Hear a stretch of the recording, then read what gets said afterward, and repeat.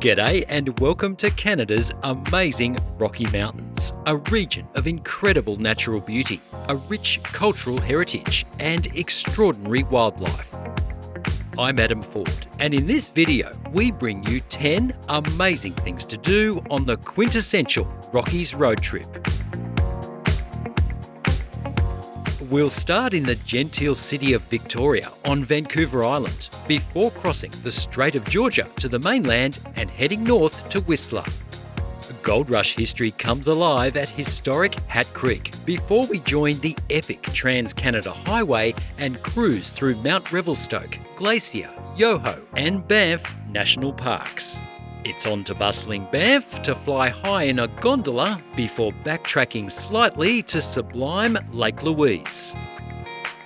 Further north, in wildlife viewing capital Jasper, we board the legendary Rocky Mountaineer for the rail journey of a lifetime to our final stop, Vancouver.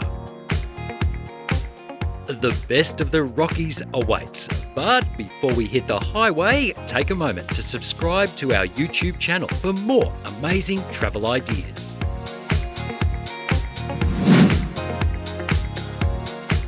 British Columbia's historic capital offers plenty to see and do, but there are two experiences you shouldn't miss. The first is a whale watching cruise, and we're joining spring tide whale watching on their afternoon departure from the bustling waterfront precinct.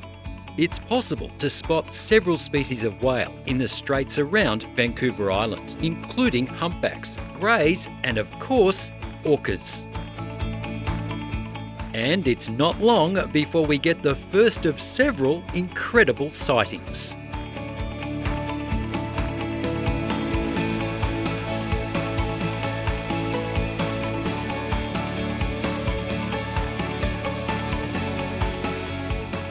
What's the best time of the year to come here to Victoria to go whale watching?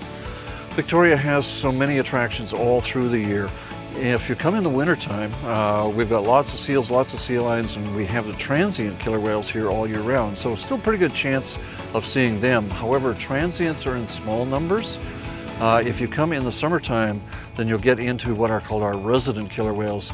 And those travel in groups of 15, 20, all the way up to as many as 41 in one of the big pods. One of the things that as whale watchers we really look forward to is when the resident pods come back in, usually in April or May, and that's when we get to see how many new babies are around. Also leave time to channel your inner green thumb at the famous Butchart Gardens. Located just a short drive from Victoria, the gardens are the legacy of Mrs. Jenny Butchart's early 20th century efforts to transform a disused quarry into a Victorian pleasure garden. It now draws garden lovers from across the globe.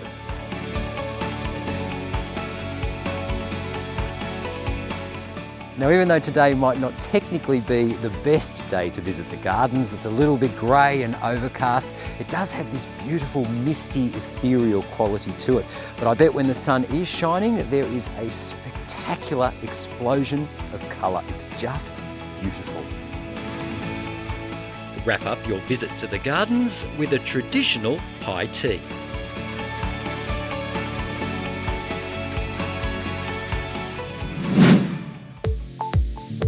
The ferry crossing from Vancouver Island to the mainland is part of the epic Trans-Canada Highway, which stretches all the way from the Pacific coast to the Atlantic coast, a distance of just under 8,000 kilometres. The crossing with BC ferries is smooth and efficient. Disembarking on the mainland, we hang a left onto Highway 99 and head north towards the famous ski resort town of Whistler. Take a break en route to soak up the beauty of Shannon Falls. It's a fitting introduction to the natural beauty of Canada's West.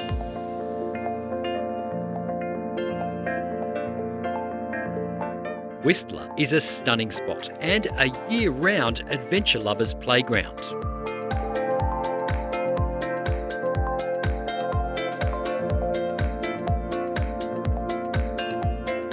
If you're more the artistic type, check out Gallery Row, which is connected to the Hilton Hotel.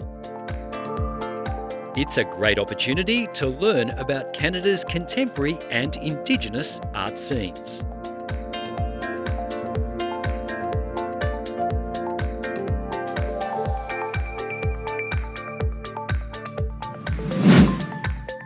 Two hours drive northeast from Whistler, the tiny town of Lillooet is the first of 3 stops that will give you an insight into the opening up of the West to European settlement. Home to possibly the world's smallest jail, Lillooet Museum is packed with relics from the pioneering past and is well worth a visit.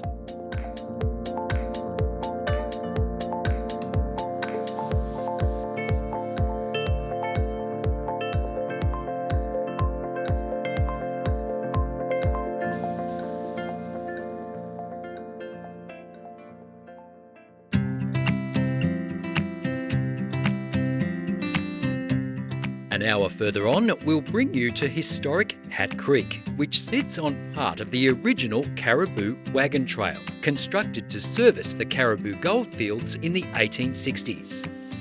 Historic Hat Creek showcases the history of the gold rush and has plenty to entertain visitors of all ages.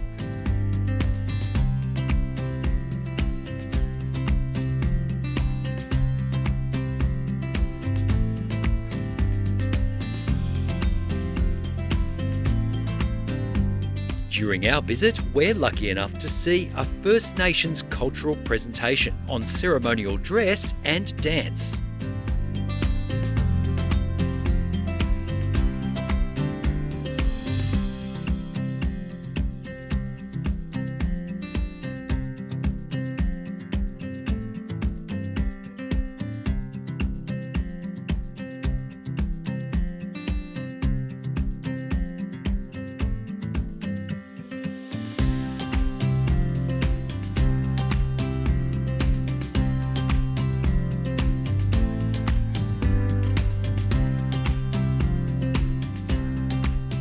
And there's even a little audience participation.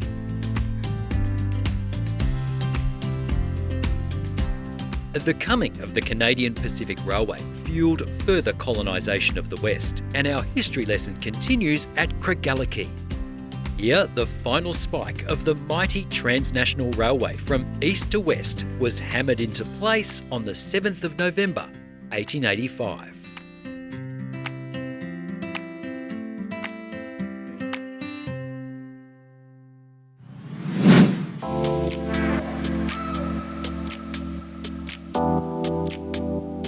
From here, we delve deep into the spectacular Rockies, passing through no less than 4 national parks on our way to Banff in Alberta.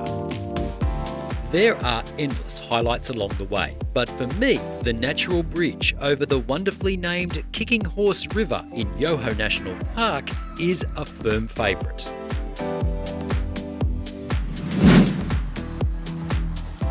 Banff is one of Canada's most popular tourist destinations and a really charming spot to spend at least a couple of days. There's plenty to see and do here, but don't miss taking a gondola up to the top of Sulphur Mountain for incredible views of the town and Banff National Park.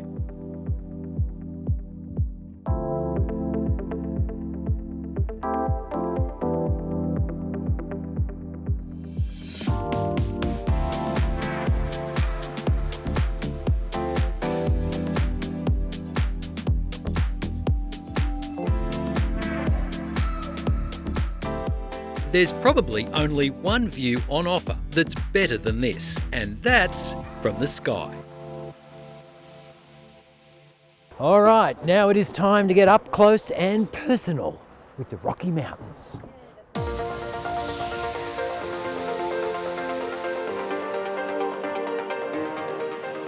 Alpine Helicopters offers scenic flights over the Rockies, departing from Canmore, just a short drive from Banff. From up here, you start to get some sense of the scale of the range. Stretching almost 5,000 kilometres from northern BC to New Mexico, the Rockies are believed to be somewhere between 55 and 80 million years old.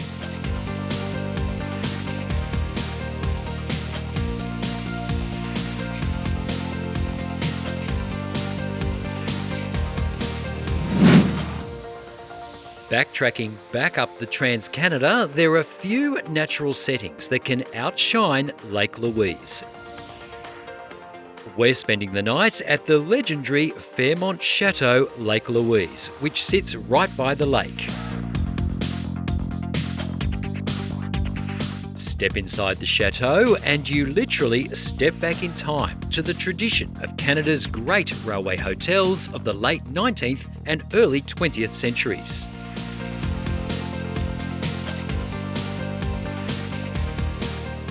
We won't give too much away, but I will say it's worth pushing the boat out on a lakeview room.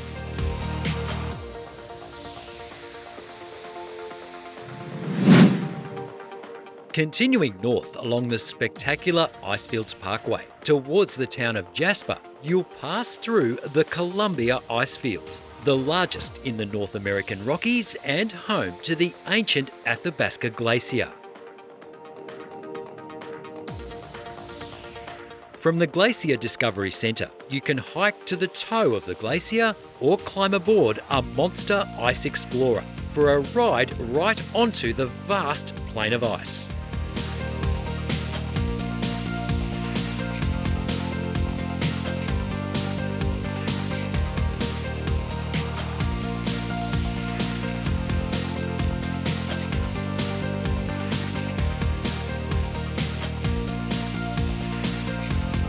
It's a once-in-a-lifetime experience.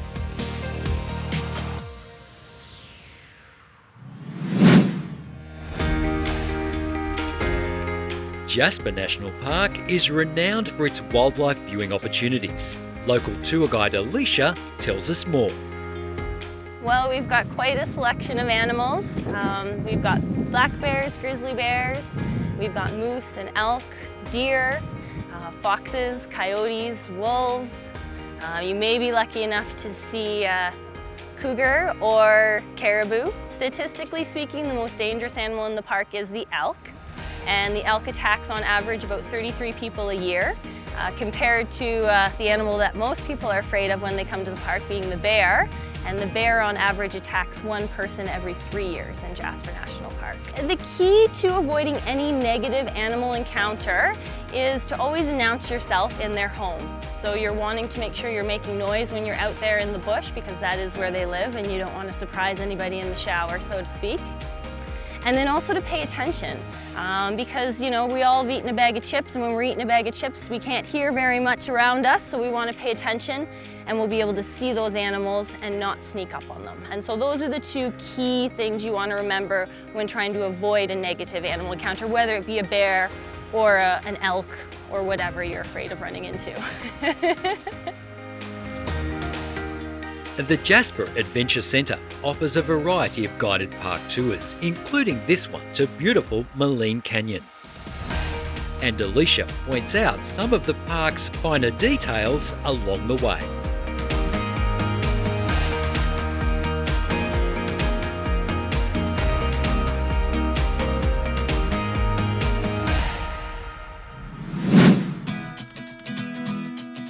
Now this is something I have been dreaming of doing for years. It's the legendary Rocky Mountaineer. Now we're travelling from Jasper through to Vancouver, so sit back, relax and enjoy one of the world's great rail journeys. For a destination packed with this many incredible experiences, the Rocky Mountaineer is the icing on your Canadian cake.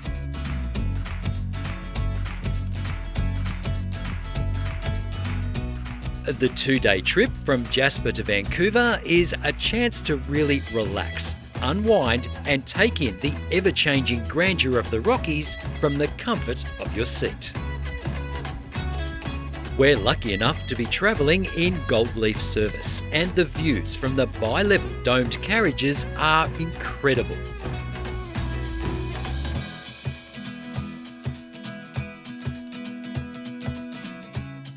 Your fare includes overnight accommodation in Kamloops and chef-prepared a la carte meals and drinks.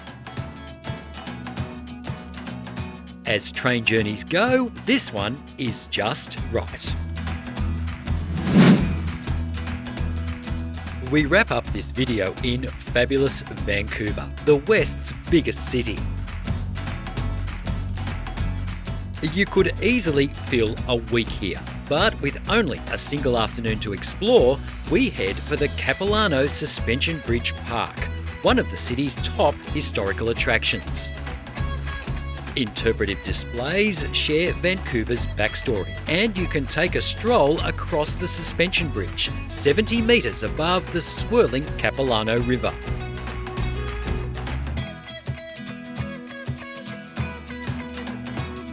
Also take on the cliff walk and spend some time learning about local First Nations cultural heritage. For more ideas for amazing things to do in Canada, head to our website.